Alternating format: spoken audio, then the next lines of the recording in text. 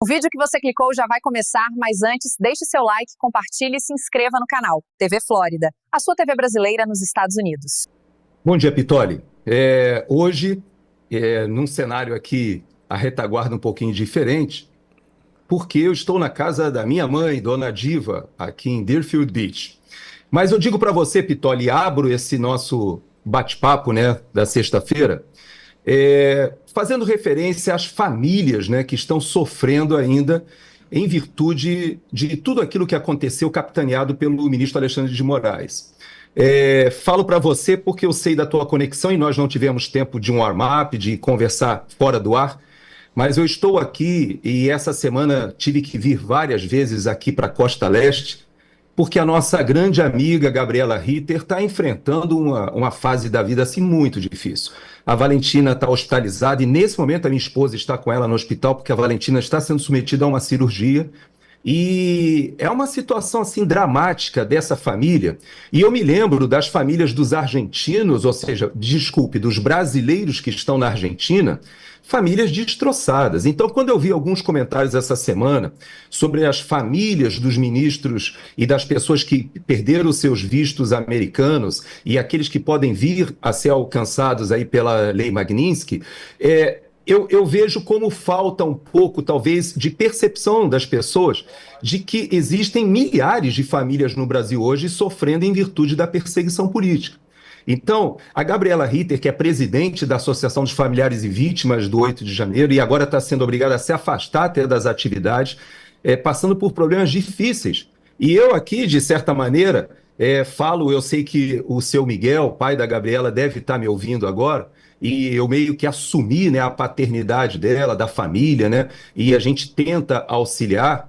Eu digo o seguinte, há muitas famílias, Pitoli, sofrendo esse afastamento. Eu vi a sua emoção quando falou com o Eduardo ainda agora, dessa questão dele perceber como foi para cima do pai. Nós vivemos, eu e você, nós vivemos uma situação semelhante numa super live, em que eu encerrei aquela super live, se eu não me engano era 1 ano do 8 de janeiro, Exato. se eu não me engano, Exato. Mas eu encerrei a super live às 4 da madrugada, e às 6 e pouco eles já estavam na casa da Gabriela, do pai da Gabriela, com uma busca e apreensão intimidatória. Então, isso que a gente está vendo no Brasil, eu abro essa nossa conversa, eu vou levar a nossa conversa para a área da geopolítica, para a área militar, mas eu quis fazer essa introdução para te dizer que você talvez tenha sido um dos poucos que percebeu que essa questão de sair da perseguição política, influenciar, estragar e destruir a vida de milhares de famílias brasileiras, talvez não tenha sido reportado pelo mainstream jornalístico, né, Pitoli? Exatamente.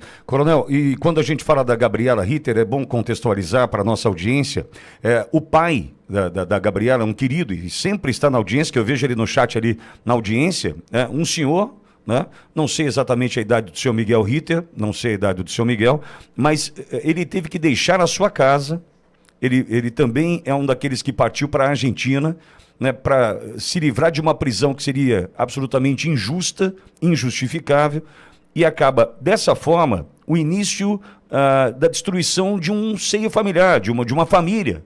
Né? Então, o seu Miguel deixa o Brasil, a Gabriela forçadamente também deixa o Brasil, por conta das ameaças, por conta de tudo o que viveu aqui.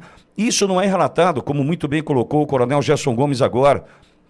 Eu já disse repetidas vezes aqui na Ouro Verde, a gente tem a morte do Clezão, existem, segundo relatos, 7 outros brasileiros, né, do 8 de janeiro que já perderam as suas vidas, mas nós jamais teremos a possibilidade de mensurar o estrago causado na vida de tantos outros pais, mães, esposos, esposas, né, filhos que tiveram as suas vidas destruídas pelas decisões do ministro Alexandre de Moraes. É impossível de mensurar, não dá para entender a dimensão desse estrago e a família da Gabriela é uma dessas que sofre agora e precisa da gente. E, coronel, se tiver qualquer tipo de necessidade que a gente possa fazer uma campanha na Ouro Verde, pode contar conosco, mas não tenha nenhuma dúvida, coronel, que a gente está disposto aqui a ajudar essa família querida. O senhor sabe que eu tenho eles também dentro do meu coração, viu, coronel? É o que eu peço à nossa audiência agora, há muitos admiradores do trabalho da Asfav, do Dr. Ezequiel Silveira, da Carol Siebra, de tantos outros, fisioterapeutas, psicólogos e da própria Gabriela, esses que admiram o trabalho e reconhecem, eu peço que nesse momento estejamos orando, porque nesse momento ela está passando por essa fase dessa cirurgia delicada, e isso está acontecendo agora, enquanto a gente está conversando. Então, peço as orações da nossa audiência. Mas, Pittoli, eu quero primeiro agradecer a você pelo aquele primeiro insight que nós tivemos na semana passada, na sexta-feira, quando eu toquei na questão militar dessa crise diplomática. Foi importante aquela nossa conversa. Eu lembro a nossa audiência que eu chamei atenção para o fato de, pela primeira vez na história das relações de adjutâncias militares, o Brasil sempre designa oficiais coronéis como adidos militares em países por todo o mundo.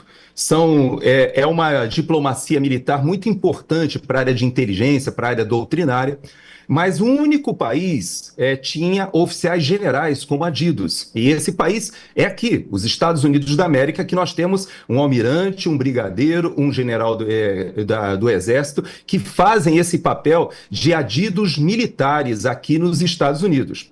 O próprio Braga Neto, que está preso, e eu vou falar nele daqui a pouquinho, desempenhou essa função. Eu me lembro que eu almocei com ele em Washington, eu era coronel ainda, se eu não me engano, eu estava numa fase me preparando com curso de inglês lá junto à nossa comissão de compras lá em Washington, para uma vaga que eu estava pleiteando, não fui selecionado, mas estava pleiteando à época, junto ao Departamento de Peacekeeping Operations, de Forças de Paz, Operações de Forças de Paz. De todo jeito, quando eu conheci o Braga Neto lá em Washington e eu vi esse trabalho todo, aí eu entendi por que os Estados Unidos são o único país que tem esses oficiais generais em comissões aqui nos Estados Unidos, porque a quantidade de compras de material, transferência de tecnologia, contratos offset que são complexos com financiamentos de Estado, de governo.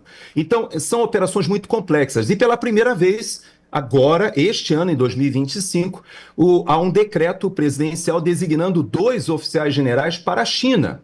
E eu chamei a atenção disso na semana passada, escrevi um artigo que eu queria até agradecer muito até a nossa audiência, porque eu vi que o pessoal foi para lá, prestigiou o artigo. Eu vou só te dizer, Pittoli, agora, nesse momento, tem 186 mil pessoas já leram esse artigo que eu publiquei no X. E eu agradeço muito, eu sei que foi por causa da audiência aqui da Auriverde. Mas eu queria voltar a esse assunto, por quê? Quando eu era criança, Pittoli, eu me lembro do meu pai, que era sargento fuzileiro naval, que quase que anualmente, ou a cada 2 anos, ele ia para uma operação dos fuzileiros navais com os Estados Unidos, chamada Operação Dragão. Eu me lembro, aquilo marcou a minha infância, a minha pré-adolescência, que eu me lembro do meu pai ficar fora muitos dias durante essas operações. E interessante que eu, depois visitando instalações da Marinha, ali na Ilha do Governador, dos fuzileiros navais, eu encontrava equipamento americano, norte-americano, e eu perguntei certa feita ao meu pai, e ele me dizia: olha, para os americanos, todo esse equipamento que a gente utiliza nas operações, ele é descartável. Eles utilizam, são portadas, são equipamentos de desembarque anfíbio, mas eles acabam a operação, eles vão embora e deixam aqui. A gente reaproveita, a gente desamassa, conserta para os nossos adestramentos. Então, isso eu estou te falando de uma época que tem 40, eu estou com 62 anos, isso tem 50 anos atrás. Pois é, Pittoli, mas neste exato momento, hoje, agora, enquanto a gente está conversando, está acontecendo uma operação lá em Campo Grande, Mato Grosso do Sul, e que, para o suporte dessa operação, 2 aeronaves gigantescas de transporte aéreo, talvez sejam as maiores que o exército americano conta, estão lá em operação, exatamente uma operação conjunta Brasil e Estados Unidos. É a operação, se eu não me engano, deixa eu pegar aqui o nome, eu acho que é a TAPIA, o nome dessa operação. Mas, de todo jeito, essa é uma operação que está acontecendo exatamente agora, exatamente TAPIO 2025. Ela começa no dia 31 de julho, vai até o dia 16 de agosto, e é uma operação que acontece todos os anos. E tem dezenas de operações, seja de exercícios conjuntos, de treinamento, que ocorrem entre os 2 países. E fiz essa introdução para dizer para você o seguinte: esse momento que a gente está vivendo, essa crise diplomática que avançou sobre o ministro Alexandre de Moraes e que avançou até sobre sanções ao Brasil, isso tem relação direta com a nossa diplomacia militar também e com a nossa dependência dos Estados Unidos e da OTAN em todos os nossos projetos estratégicos. Quem leu o meu artigo viu que eu fiz questão de elencar todos os equipamentos militares da Marinha, do Exército, da Força Aérea que nós temos ou em desenvolvimento, todos ligados com a OTAN e Estados Unidos e nenhum com a China. Então você veja que talvez esse devaneio de muitos petistas, eu vejo muitos comentários na internet dizendo que o Brasil pode buscar mercados alternativos, né, para a sua produção e inclui ou insere a indústria de defesa, ou seja, o nosso parque industrial de defesa, é uma visão muito afastada da realidade, porque todos esses contratos são contratos longos com transferência de tecnologia e que, obviamente, os Estados Unidos eles não vão disponibilizar esse intercâmbio doutrinário de material e de tecnologia simultaneamente a uma relação com a China, por razões óbvias. Eu creio que a nossa audiência consegue perceber isso. Então, esse momento que nós estamos vivendo, Pitoli, veja que eu não vou me furtar hoje a avançar na questão da covardia institucional das Forças Armadas em relação às arbitrariedades do ministro Alexandre de Moraes. E por que eu toco nesse ponto e é muito importante? Porque eu já vi, vocês sabem, a nossa audiência acaba me acompanhando, eu acompanho o Paulo Figueiredo, já viram os nossos debates, ele apelidou, né, o comandante do Exército de Frajola, ele faz várias observações em relação ao fato da aproximação do comandante do Exército com o ministro Alexandre de Moraes. Há um ano atrás, eu concedi uma entrevista a um coronel que está em Portugal e nessa entrevista eu falei, olha, eu não tenho uma relação pessoal com o comandante do Exército, é meu contemporâneo, como todos os integrantes do alto comando do Exército, mas eu nunca tive uma relação com ele próxima, mas eu dei um conselho. Durante essa live eu falei, olha, se eu posso dar um conselho a um companheiro mais antigo que está ali desempenhando esse papel de interface entre a força operacional e o poder político, afaste-se do ministro Alexandre de Moraes. Afaste-se desse poder político, porque as Forças Armadas elas estão submetidas ao poder político, eles têm que realmente continuar desempenhando as suas funções, mas é muito importante entender que, se você é chamado pelo ministro Alexandre de Moraes para prestar algum esclarecimento, mande lá o assessor jurídico, não vá pessoalmente, porque essa aproximação é uma aproximação tóxica.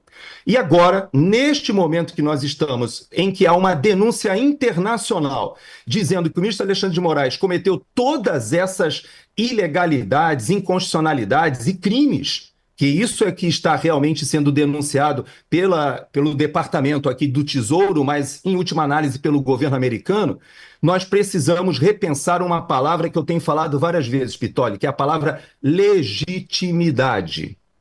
As Forças Armadas, os governadores, todas as instituições, o parlamento, eles cumprem várias dessas ações que o próprio Tagliaferro já mostrou o que subsidiava para essas ordens judiciais, e você veja que ele usou uma frase assim, ordem judicial se cumpre, não se discute. Pois é, mas isso acontece quando nós temos o Estado de Direito e quando nós temos instituições que estão legitimadas pelo poder político. Então, nós temos agora o general Braga Neto preso, há 7 meses, numa prisão preventiva que foi mencionada nos documentos ontem, que nós discutimos e debatemos em relação às sanções ao Brasil e a sanção ao ministro Alexandre de Moraes. A pergunta que se faz é a seguinte: até quando as nossas instituições continuarão cumprindo missões ilegais, missões sem base, inclusive na Constituição, de um ministro que está denunciado internacionalmente por todas essas ilegalidades e crimes, que, aliás, ele já deveria ter sido contido no âmbito interno, não foi. Muita gente pergunta por que o Eduardo está recorrendo aos Estados Unidos quando deveria resolver esse problema internamente. Nós não temos mais outra instância, não podemos esquecer que o Supremo Tribunal Federal, hoje hipertrofiado, se autoatribuiu um poder acima dos demais e não há quem recorrer. Por isso, é importante essa pressão. E aí eu vou à questão da diplomacia militar.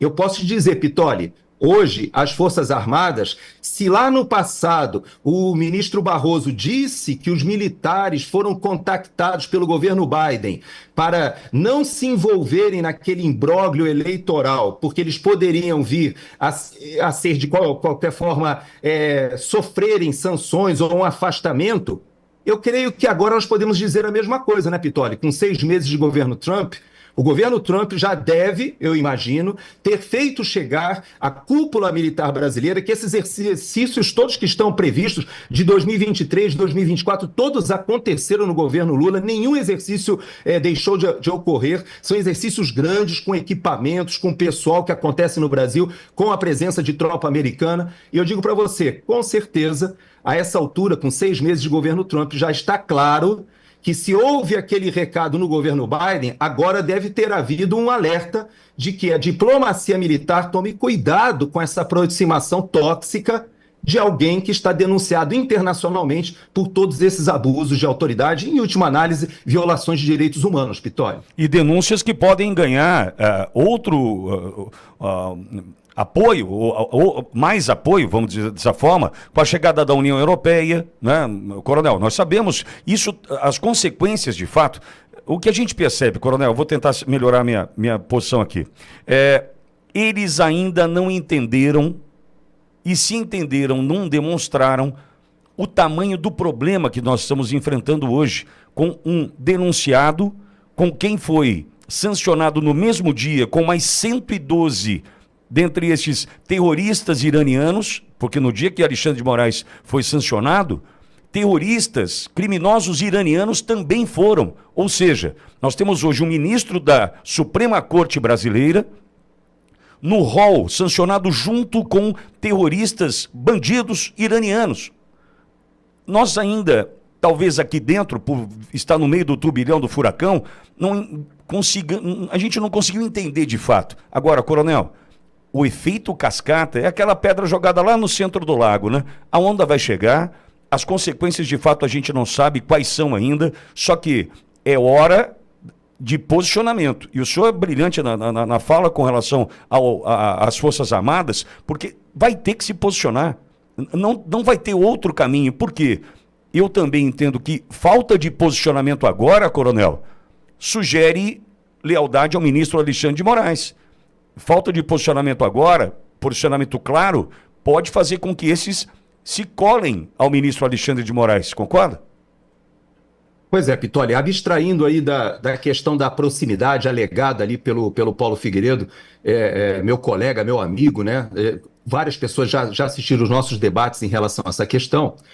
Saindo dessa eventual aproximação, o próprio comandante do Exército, ele foi o CID, né? O Cordinha, ou o ajudante de ordens do próprio Fernando Henrique Cardoso. Então, ele tem uma aproximação no passado com esse núcleo mais do PSDB, tucano, mas a bem da justiça, e eu faço sempre essa ressalva, Pitoli, tanto eu quanto você e a grande parte dos conservadores no Brasil, nós também, à época, votamos no PSDB porque era a alternativa que havia ao PT. E não podemos esquecer que naquela época nós vivíamos o tal do Teatro das Tesouras, denunciado ali depois pelo Olavo de Carvalho, e que hoje já foi incorporado, né, ao repertório lexical, né, das pessoas na internet. Né? Todo mundo sabe o que é Teatro das Tesouras, mas o fato é que na época PT e PSDB passavam a imagem para a população de uma disputa política que fosse uma disputa também ideológica. A gente hoje sabe que era, na verdade, ali o socialismo sindical versus a social-democracia, que na verdade são dois braços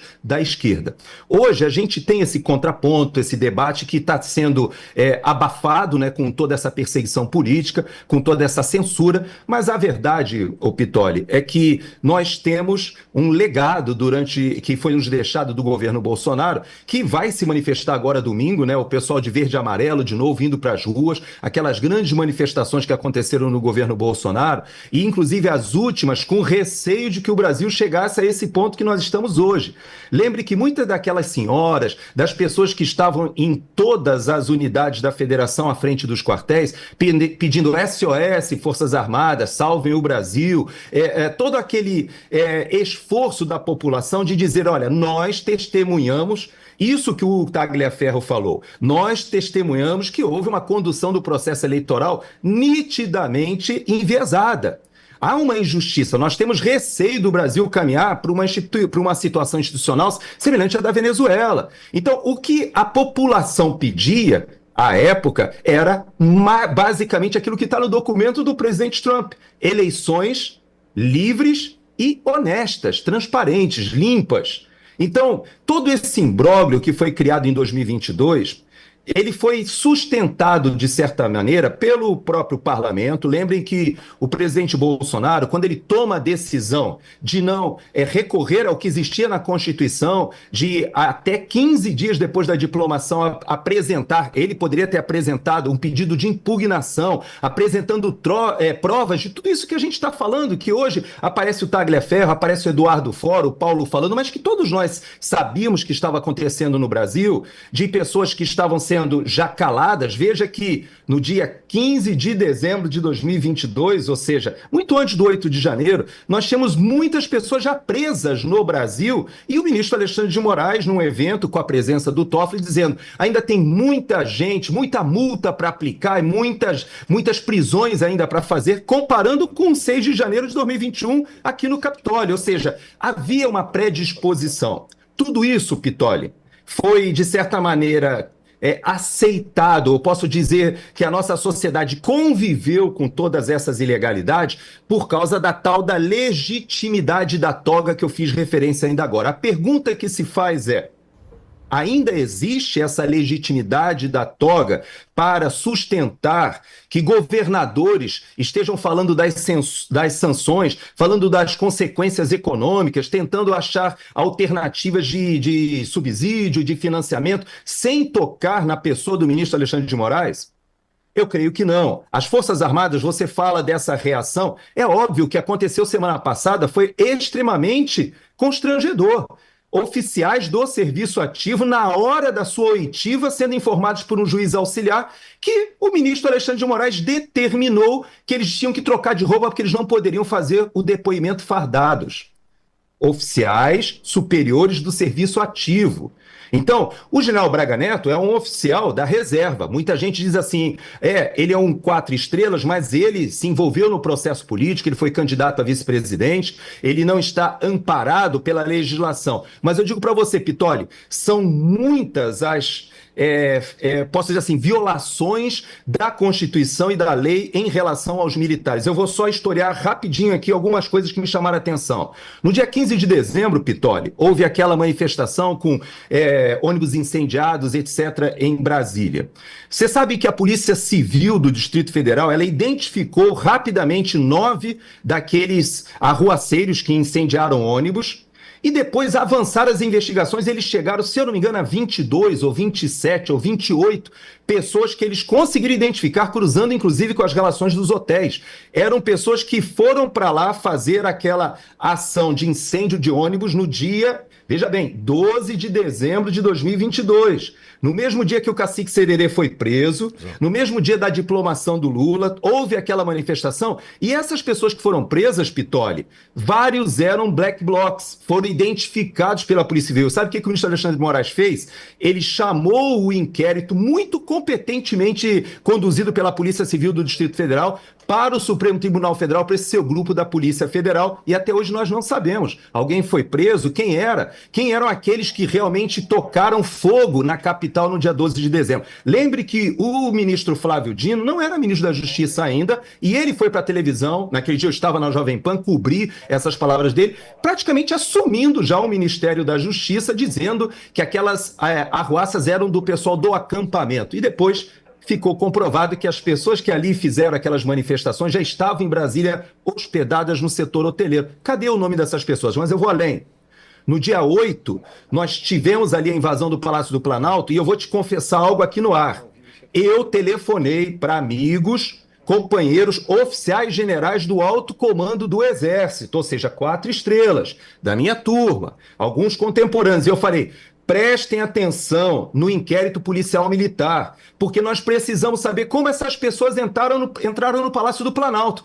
O Congresso, o Supremo Tribunal Federal, não estava sob a responsabilidade do Exército, mas o Palácio do Planalto estava. E nós temos que, por intermédio de um inquérito policial militar afastado do ministro Alexandre de Moraes, saber por que essas pessoas entraram antes, por que elas foram conduzidas pela Polícia Militar, pacificamente, foram revistadas, saíram do acampamento, a vice-governadora estava na sala do Flávio Dino, viu os manifestantes passarem e, apesar disso, já existia um monte desses manifestantes dentro do Palácio do Planalto. Nós temos as imagens. E sabe qual foi a informação que eu recebi, Pitoli?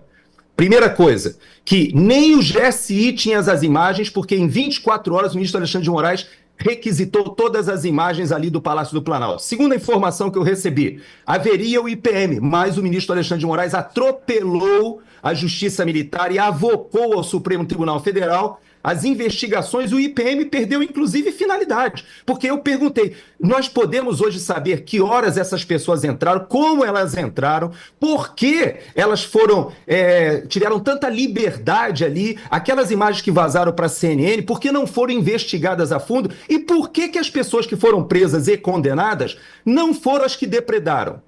É muito fácil você avançar sobre o pai da Gabriela e tantos outros idosos que estavam lá, que não depredaram nada, mas estavam na Praça dos Três Poderes, porque chegaram lá depois que essas pessoas já tinham quebrado tudo e foram presos ali e foram levados para Papuda e para Colmeia, quando, na verdade, nos inquéritos não há uma individualização das condutas dizendo você quebrou, você danificou. Não, para eles, todos estavam fazendo um golpe de Estado, um atentado violento contra as instituições democráticas e uma associação criminosa armada e receberam 16, 17 anos de prisão. Então você veja que o inquérito policial militar, Pitoli, poderia ter esclarecido isso, mas não foi feito. O ministro Alexandre de Moraes, ele atropelou a Justiça Militar e agora, prendendo militares do serviço ativo preventivamente, ele também avança sobre a legislação que não permite isso. Então, aquilo que está nas denúncias internacionais está acontecendo também com as Forças Armadas e com militares do serviço ativo. Então, é diferente. É lógico que eu estou indignado em relação ao Braga Neto. Falei aqui que o conheci em Washington quando ele estava aqui como oficial general. E tenho todo um apreço ao trabalho que ele fez como interventor no Rio de Janeiro, numa situação dramática da segurança pública no Rio de Janeiro, um oficial super qualificado e que está preso há 7 meses preventivamente. Por quê? Agora, pode-se alegar, ele é um civil em última análise, porque ele já está na reserva, como eu estou na reserva, e por isso posso me manifestar com liberdade. Agora, os militares do serviço ativo que estão sendo caçados e que estão sendo perseguidos e que estão sendo julgados fora do foro adequado, fora da Justiça Militar e, na última instância, do Supremo Tribunal Federal. Esses militares estão sendo humilhados e há método, Pitoli. Se você chegou até aqui, é um bom sinal. Para assistir os vídeos completos, acesse nosso site ou baixe nosso aplicativo totalmente grátis.